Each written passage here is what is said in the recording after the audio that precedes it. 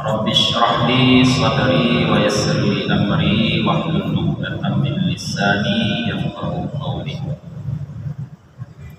Jemaah yang dirahmati oleh Allah Subhanahu wa taala, lanjut kembali pengajian kita malam yang berbahagianya tentang menyempurnakan salat dengan khusyuk dan khusyuk. Qala al-musannif rahimahullah taala wa nafa'ana bihi wa bihi wa barakatihi amin ya rabbal alamin. Al-babu rabi'a asyar, bab yang ke-14 fi itmamis shalah bil khudu' wal khusyuk, tentang menyempurnakan salat dengan sikap khudu' dan khusyuk. Qala Allah Ta'ala, berfirman Allah Ta'ala, qad aflahal mu'minuna alladhina hum fi salatihim khashi'un. Surah Al-Mu'minun ayat kedua. Sungguh telah beruntunglah orang-orang yang beriman, yaitu orang-orang yang mereka itu di dalam salatnya khasyid, bersikap khusyuk. Jadi surah Al-Mu'minun ayat kedua ini dijadikan oleh Imam Ghazali sebagai landasan atau dalil untuk memulai pembahasan tentang khudu' dan khusyuk. Jadi Allah Ta'ala telah mengatakannya terlebih dahulu dalam Al-Quran bahwa orang-orang yang bersikap khusyuk dalam salat adalah merupakan orang-orang yang beruntung.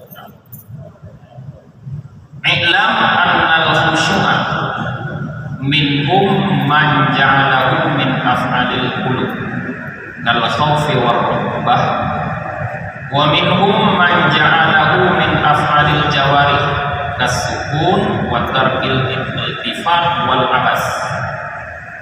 Ketahuilah bahwa khusyuk sebahagian daripada para ulama, ada orang-orang yang menganggap khusyuk ini merupakan bahagian daripada perbuatan-perbuatan hati. Berarti khusyuk menurut sebahagian ulama adalah sikap hati. Jadi dia menisbahkan, para ulama ini menisbahkan khusyuk kepada perbuatan hati, bukan kepada perbuatan anggota. Berarti aspek penilaian pada ulama ini, khusyuk tidaknya salat seseorang hatinya, bukan anggotanya. Contoh menurut mereka itu mentasbihkan atau menyamakan khusyuk ini seperti khauf dan raghbah, yaitu takut, rasa takut kepada Allah Ta'ala. Jadi khusyuk menurut mereka sama seperti takut kepada Allah Subhanahu wa Ta'ala, perbuatan hati. Tetapi tapi ada sebahagian daripada mereka itu para ulama juga orang-orang yang mengatakan, yang menjadikan khusyuk tersebut min af'alil jawarih, perbuatan anggota tubuh. Sehingga kalau khusyuk ini perbuatan anggota tubuh, kita dapat melihat kekhusyukan seseorang. Jadi khusyuknya kita dapat dinilai oleh orang lain. Kalau tadi hati tidak bisa dinilai oleh orang lain. Anjir terpegah hal ditanya omongnya terpegah khusyuk perbuatan hati, anjir terpegah hal ditanya omong kurungnya anak khusyuk sembahyang. Anjir terpegah kurungnya khusyuk sembahyang, anjir terpegah karena hati yang teguh adalah goknya Allah Ta'ala. Sedangkan menurut sebahagian ulama lagi, perbuatan tubuh khusyuk, perbuatan anggota yang lainnya, sehingga selain dirinya orang lain juga bisa melihat apakah dia khusyuk dalam salat apa tidak. Seperti apa khusyuk itu menurut mereka? Kas-sukun, seperti sukun. Ini mentamsilkan khusyuk dengan bahagian daripada makna khusyuk. Bagaimana? Mentamsilkan khusyuk dengan bahagian makna khusyuk khauf dan raghbah, yang bahagian makna khusyuk hati. Sekarang bahagian daripada makna khusyuk anggota adalah sukun. Apa arti sukun? Diam, tetap. Tetap berubah. Katanya berarti anak maru-maru, anak met-met lagi, anak met-met jaro, anak met-met mulai, anak met-met badan. macam-macam ni lumayan. Ada urang jaro anak magnet badan mono-mono ayu-ayu lagi puyangnya. Kan? Ladung badan anak magnet tapi ulai manggu-anggu karena mengata aja. Macam-macam. Ladung ulai anak manggu-anggu aki mono-mono aki go lagi. Jadi khusyuk pada zahir menurut ulama yang berpendapat khusyuk pada zahir bahagian maknanya adalah sukun. Sukun itu artinya tetap, lawan daripada gerak. Menyok tanya alif ba nun mim. Kena harkat nahu sukun. Harkat daripada huruf hijaiyah apa? Fathah, dhammah, kasrah. Satu lagi sukun. Tanya orang Aceh dari nakun mati. Mati dengan tukang bangun ini mati. Mana namu mai-mai dalam nyokap mati. Jadi seperti inilah maksud sukun, diam, tidak bergerak, apapun tidak bergerak. Wa tarkil iltifat, dan juga mana khusyuk bahagian daripada khusyuk tarkil iltifat, meninggalkan berpaling. Nah, berpaling. Wal abas, dan meninggalkan bermain-main. Kadang-kadang ada orang yang suka bermain-main dalam salat. Nah, orang panjang jago, buat kemayang, mak jago gerogo. Kan? Itu bermain-main juga. Yang iltifat mana? Baling bumi, iltifat. Ngan muka hanam baling ledo mana-mana. Lumho, du tente, wante dengan mai. Atai uku mandu tente. Yang hanya tente, ubine, ya.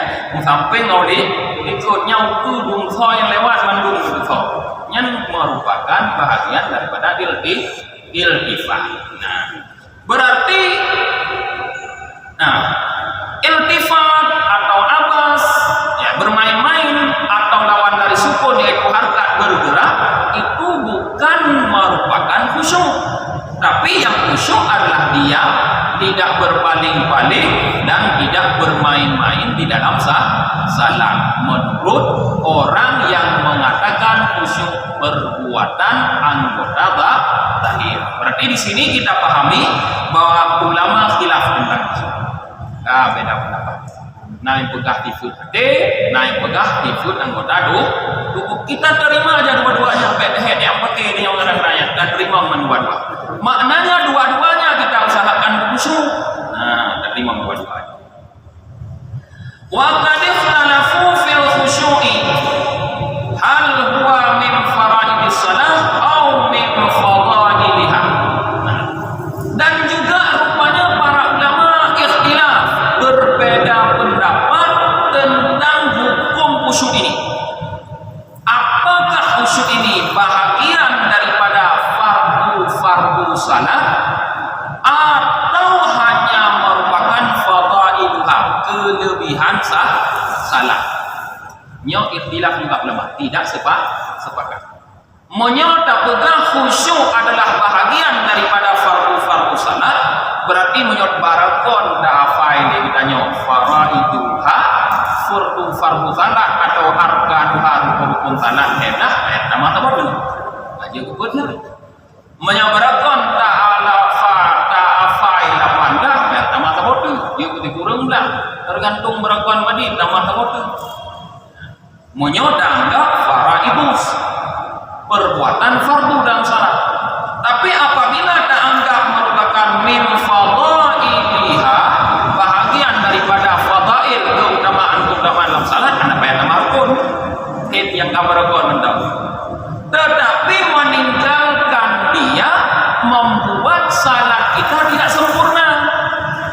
Menyodang dan pendapat khusyuk merupakan bahagian kelebihan salat.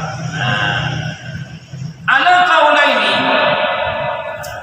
istadalla man qala bi awal, berdasarkan dua kaul ini. Dua kaul ada dua pendapat. Nah, yang mengatakan fardu, nah yang mengatakan fadail itu sunat. Nah, wastadalla man qala bil awal, orang-orang yang menyatakan pendapat yang pertama, yaitu bahwa khusyuk bahagian daripada fardu salat, menjadi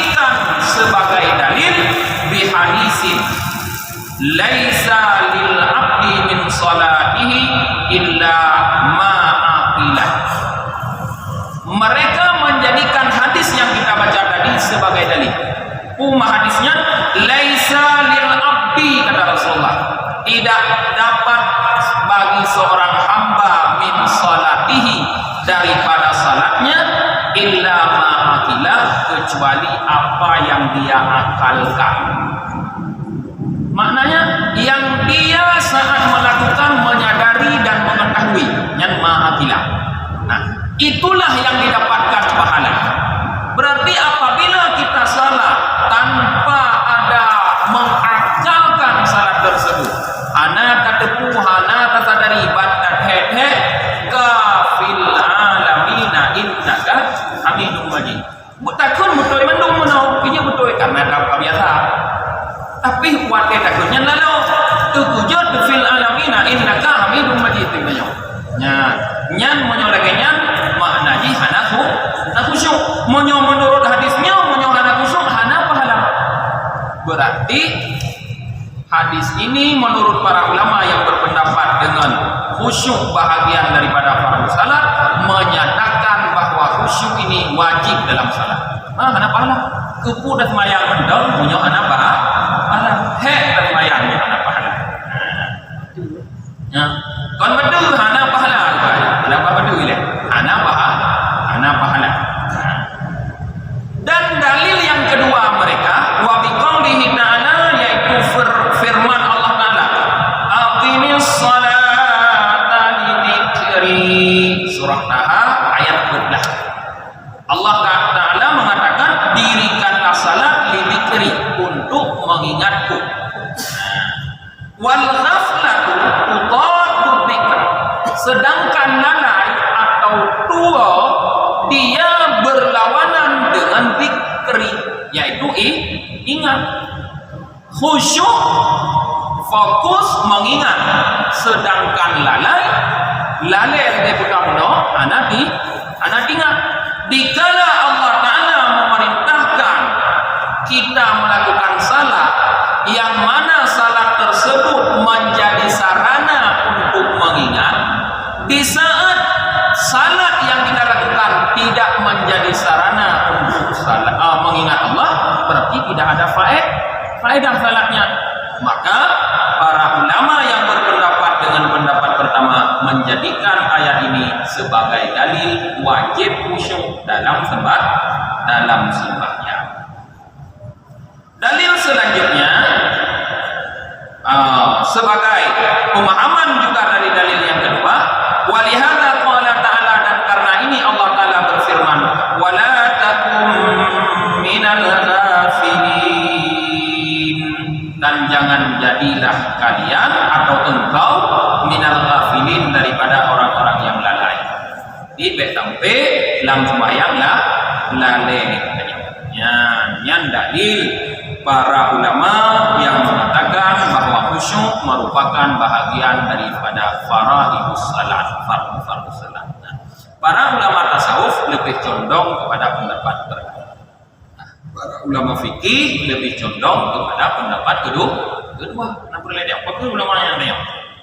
Tanya tinggal dah amalkan mana yang mampu tanya. Kalau mampu tak amal wajib, sebab wajib berat juga. Tak amal min fadailha. Han mampu lagi tanya orang tak amaikan wajib khusyuk. Tak amaikan bahwa khusyuknya fadail salat. Ingat tu punya tak sembahyang. Kita jangan sembahyang. Pulang lagi sembahyang terawih. Cukup berat lu dah sembahyang hana merumpuk sapu. Tidak mendapatkan pahala apa-apa, kan rugi. Menghabiskan waktu 1-2 jam tapi tidak mendapatkan apa-apa, rugi. Maka berusahalah kita untuk salat agar salat itu menghasilkan apa hasilnya? Pahala, atau menghasilkan benteng dalam kehidupan kita, yaitu tanha anil fahsya wal munkar, membuat kita tercegah daripada melakukan perbuatan keji dan perbuatan munkar. Ustaz, jadi memang harus wajibkan kan khusyuk. Dan kita kerjakan khusyuk nanti Pak. Kalau tak tu tunah dikerjakan dia kan? Nya fadail, nya hana wajib fadail. Fadail diperlu dikerjakan supaya sempurna salat kita. Ya. Akhraja Baihaqi an Muhammad bin Sirri. Imam Baihaqi mengeluarkan satu hadis, beliau mengambil daripada Muhammad bin Sirri. Beliau berkata, Muhammad bin Sirri, nubitu, diberitahukan oleh orang lain kepadaku, anna Rasulullah sallallahu alaihi wasallam, bahwa Rasulullah sallallahu alaihi wasallam kana idza rafa'a basarahu ila sama fanuzilat ayah. Apabila dia mengangkat pandangan matanya ke langit, diturunkanlah ayat. Diturunkanlah ayat-ayat. Maksudnya ayat ini yaitu aqimis salata lidzikri. Wa zada Abdul Razzaq anhu, dan menambahkan oleh Abdul Razzaq daripada riwayat Muhammad bin Sirin, fa amarahu bi khusyuk, maka Allah perintahkan Nabi untuk khusyuk. Rupanya turunnya ayat aqimis salata lidzikri berbarengan dengan perintah untuk melaksanakan salat secara khusyuk. Maka para ulama menganggap bahwa kalimat aqimis salata lidzikri itu sebagai dalil khusyuk, karena setelah Allah turunkan ayat itu, Allah perintahkan Nabi untuk khusyuk salat. Makna idza rafa'a basarahu apa? Rupanya Rasulullah pertama-tama salat beliau melihat ke atas. Karena idza rafa'a basarahu ila sama, di saat beliau melihat ke atas di waktu salat, Allah turunkan ayat ini, aqimis salata lidzikri. Ubud sembahyang hai Muhammad untuk ingat lo kepada Allah. Keperintah oleh Allah untuk khusyuk dalam salat. Maka setelah Rasulullah menerima perintah tersebut, farama bi basarihi nahwa masjadahu, maka Rasulullah arahkan pandangannya ke tempat beliau sujud. Menyebut dalam kitab fikih sunat wadai budanya tadong melihat ke tempat sujud. Setiap gerakan salat kita mulai berdiri, rukuk, sampai duduk, sunat melihat ke tempat sujud, kecuali di saat kita membaca tasyahud, asyhadu alla ilaha illallah wa asyhadu anna muhammadar rasulullah, baru tanging ba ujungan jaro yang kedua. Lain ni pada tempat sujud. Rupanya melihat ke satu tempat sujud itu mempengaruhi diri kita untuk bersikap khusyuk dalam salat. Apabila melihat ke atas, yang mempengaruhi diri kita untuk lalai daripada salat, karena terlihat banyak sekali lihat macam tadi. Pulang tanging 3 tahun, yang lihat tanging ada khusyuk dalam sembahyang. Wa akhrajal Hakim wal Baihaqi an Abi Hurairah radhiyallahu anhu, kana Rasulullah sallallahu alaihi wasallam idza shalla rafa'a basarahu ila sama fanuzilat hadhihi al-ayah faqatta'a ra'sahu.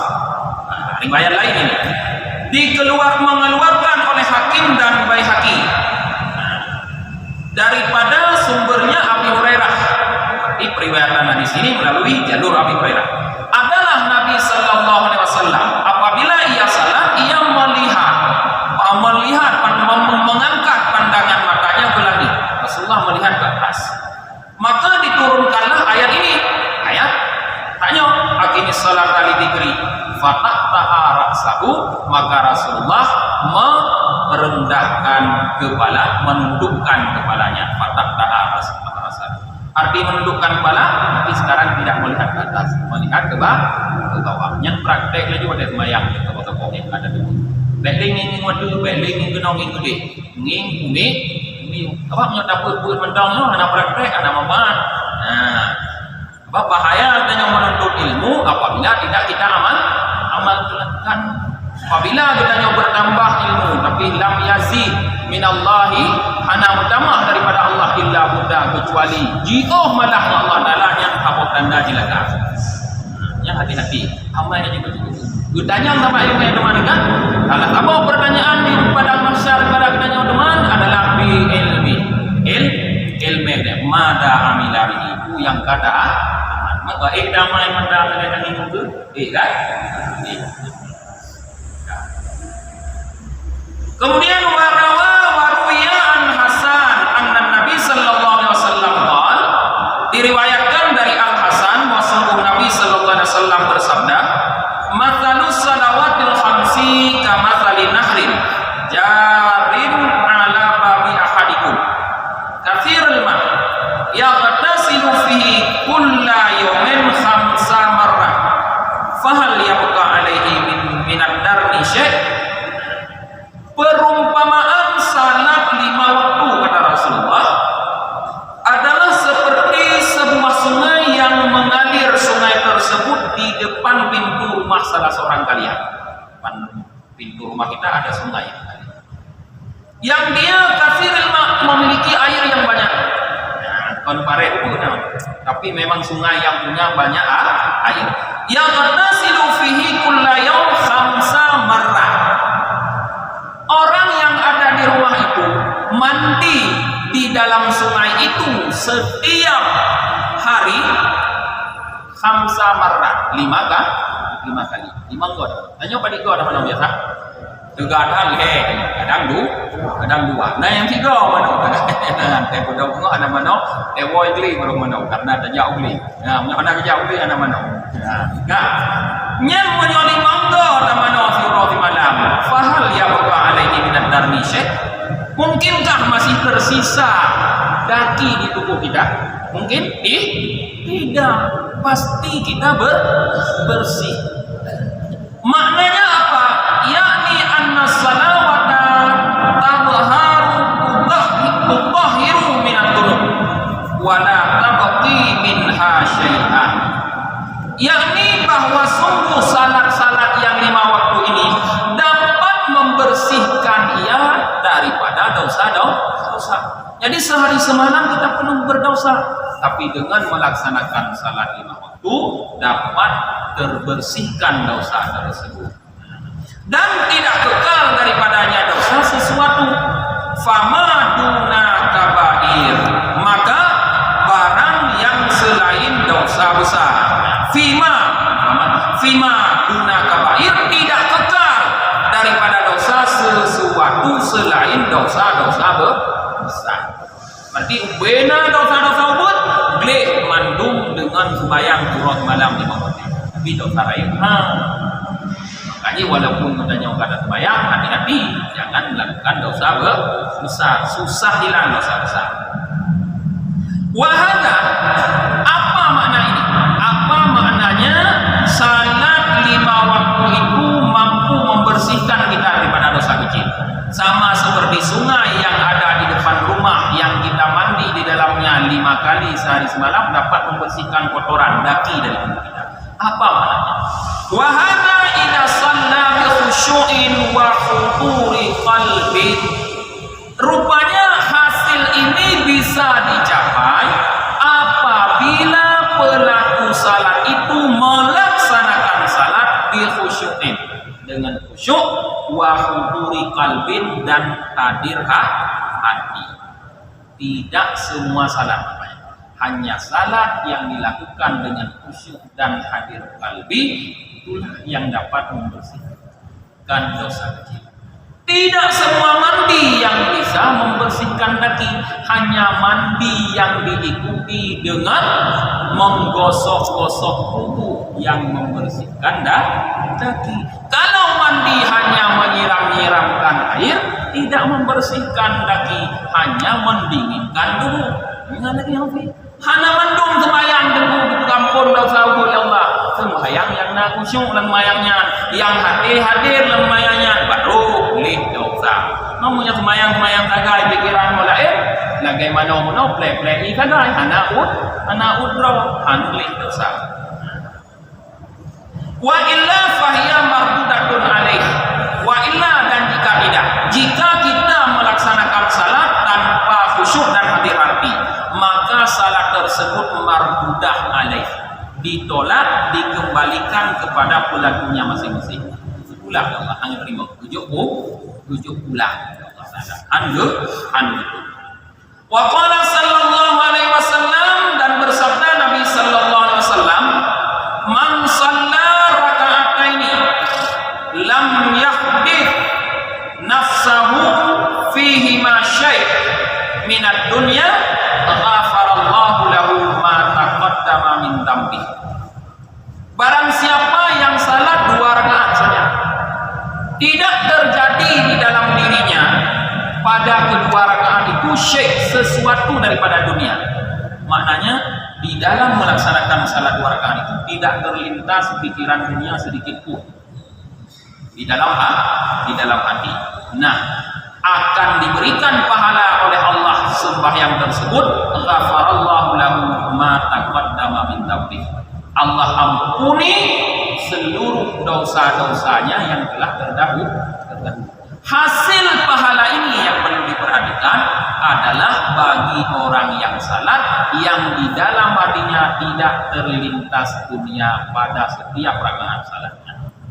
Tapi apabila di dalam hatinya terlintas dunia pada setiap salatnya, maka kembali kepada pernyataan tadi, fahiyah mardudatun alaih, dikembalikan kepada kita, ditolak oleh Allah. Anak terima, maunya anak terima, anak diberi pahala. Balasan Allah tidak menerimanya, tidak ada balasan. Ngedro nunggu membuka, buka rumah tadi rawu, ujuk gambar, meno rumah tugot, meno cara, meno. Ternyata nak pugat rumah oleh dia, kan lagi pugat, kan lagi gambar. Itu rumahnya, dekul lekor rumah, kan lagi yang pugat, nak bayu itu, hang terima. Begini juga Allah Ta'ala memerintahkan kita untuk salat. Allah Ta'ala telah memerintahkan kita untuk salat dan memberikan cara bagaimana untuk salat. Dipraktekkan oleh Rasulullah. Sallu kama ra'aitumuni usalli, kata Rasulullah. Salatlah kalian sebagaimana kalian melihat aku salat. Jadi Rasulullah salat tidak hanya zahirnya yang diperhatikan. Nah, tanya lu dawa masalah sembahyang, bak zahir saja diperhatikan Rasulullah SWT. Bagaimana rukuk Rasulullah, bagaimana sujud Rasulullah, bagaimana Rasulullah meletakkan tangan, gabung pakainya, sehingga terjadilah duduk menunduk. Salat ini tidak benar, tidak sesuai seperti Rasulullah. Salat ini tidak benar, tidak sesuai dengan Rasulullah. Sedangkan aspek batinnya tidak diperhatikan. Padahal inti daripada salat itu ada pada batinnya, yaitu lidzikri, untuk mengingatku. Ingat itu dengan hati, berarti inti daripada salat ada pada hati. Inilah yang paling perlu diperhatikan. Nah,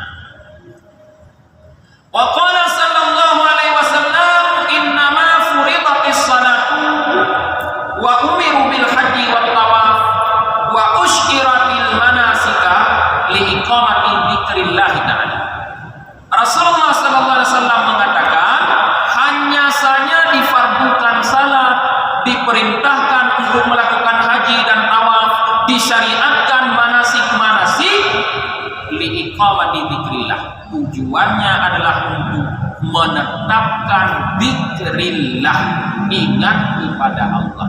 Jadi seluruh salat, ibadah-ibadah ini, salat, haji, tawaf dan manasik-manasik di dalam ibadah haji itu disuruh oleh Allah, tujuannya adalah untuk mengingat Allah. Jadi melakukan ibadah-ibadah itu tanpa ada hasil mengingat Allah, artinya sama dengan tidak melakukan ibadah. Jadi usahakanlah di saat kita melakukan ibadah itu teringat pada Allah, hadir hati kita. Fa idza lam yakun fi qalbika lil madhkur alladhi huwal maqsud wal mubtaghi atamatan wala haibatan fi ma qimata ikram. Apabila tidak terdapat di dalam hatimu lil madhkur, bagi yang disebutkan. Apa yang disebutkan? Dzikrillah. Di saat kita salat tidak ada dalam hati kita dzikrillah, teringat kepada Allah.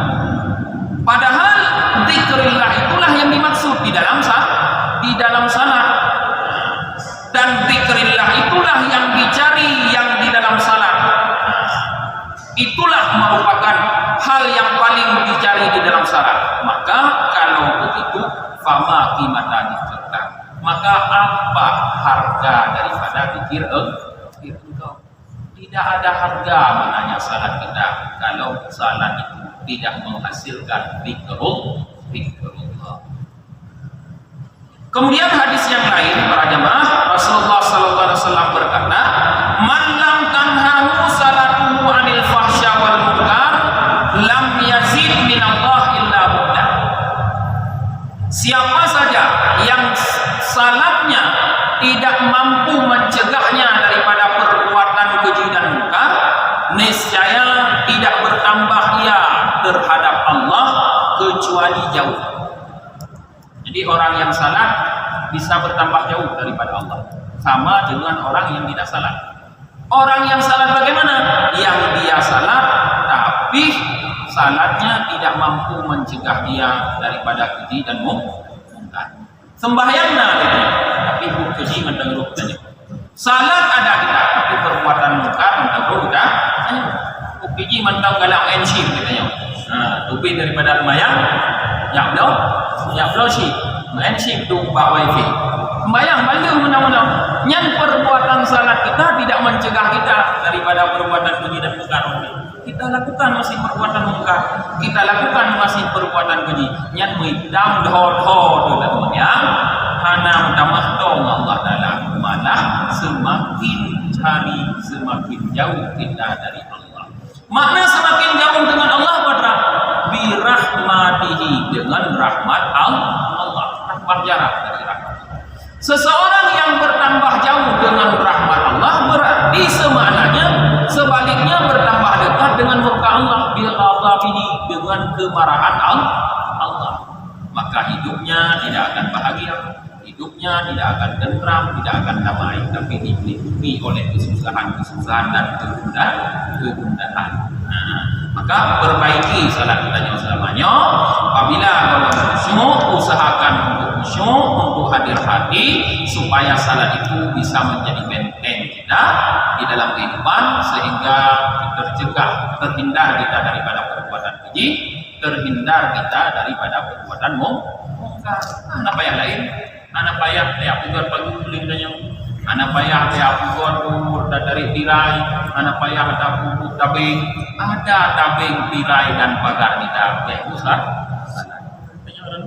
Ada yang bobo jerawat. Ini berarti usulnya berarti dan tubuh kapan masih itu berarti di mana? Bagaimana hadir hati?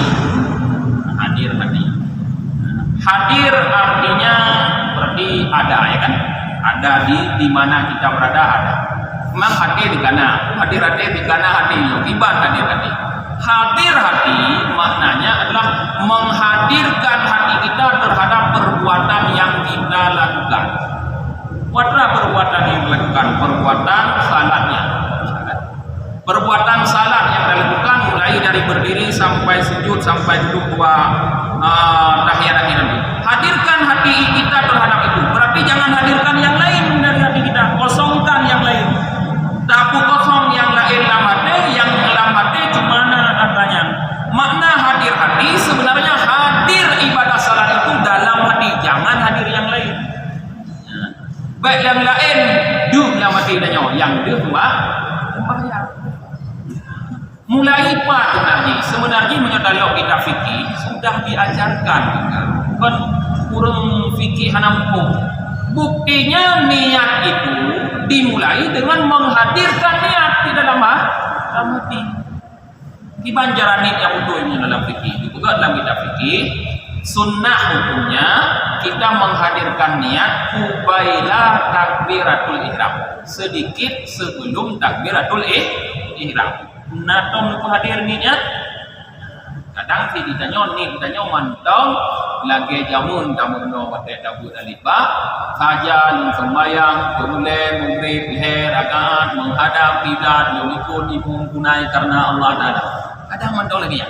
Maka takbir tanya panjangkan Allahu Akbar. Ibu dah urung hujak junda kat roh lu baru bar ditanya. Hana jadi. Hana betul. Ulang lah ditanya. Roh menjaga ke dia hana betul. Kenapa ini bisa terjadi? Karena tidak hadir. Hadirkan dalam hati. Bisa tidak kita hadirkan? Bisa. Tidak susah. Paham tak kai kadang-kadang mumpungnya susah. Monyo kamu pun mudah. Pak mumpung tak susah. Tiban tanya pahami. Coba anda hadirkan dalam hati anda masing-masing sekarang rumah anda. Hadir tidak?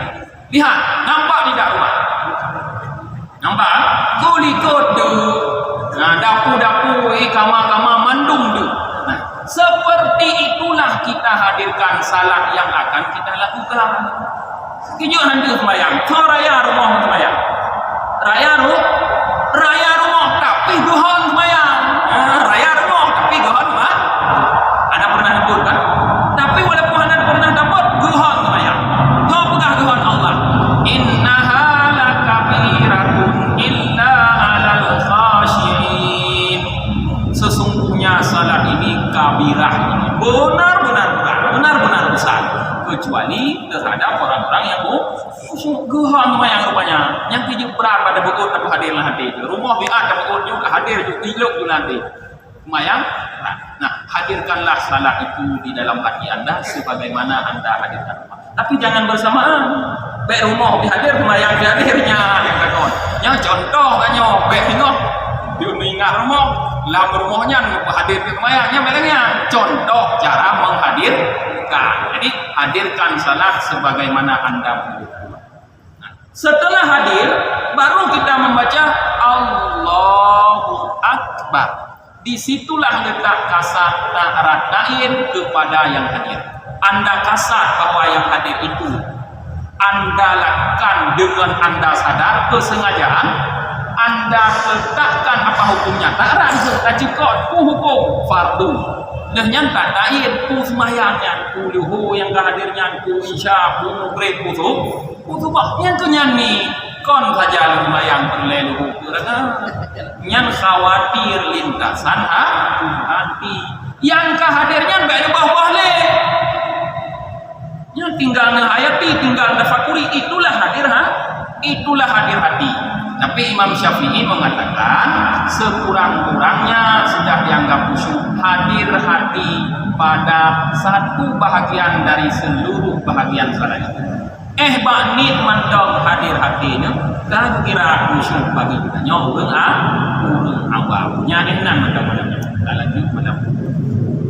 Baknit hadir dalam mandang usahakan lagi contoh hadir rumah lu hadir baru datang mau nyoba dalam hadir backland takdir ya back langsung mandap baik hadirkan dulu setelah hadir baru bertakbir mandang takut pengajian tanya kita baca doa ke majlis subhanakallahumma wa bihamdika wa nashhadu an la ilaha illa anta wa nastaghfiruka wa natubu ilaik subhana rabbika rabbil izzati amma yasifun wassalamu alal mursalin walhamdulillahi rabbil